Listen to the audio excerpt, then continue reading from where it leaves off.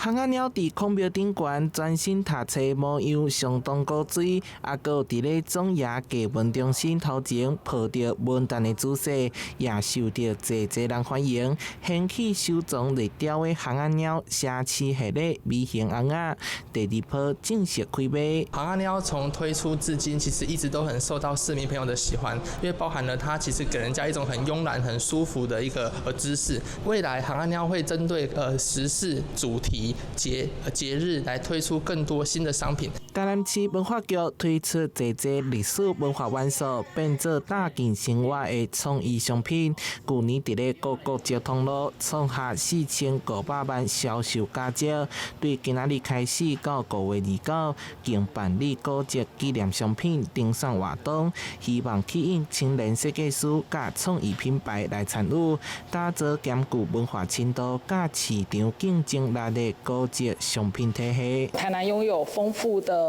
文化歷史底蘊，那這些文化歷史底蘊怎麼樣把它轉換成為當今現在生活創意的一個衍生？那這個也是我們本次徵件呢最主要的一個目的。定賞聚焦文化內涵、創意設計、市場潛力以及使用價值四大指標，同時強調視覺表現、創新程度甲市場接受度。預選作品將有機會進駐古蹟通路，帶動在地文創產業發展。台南新聞社會採訪報道。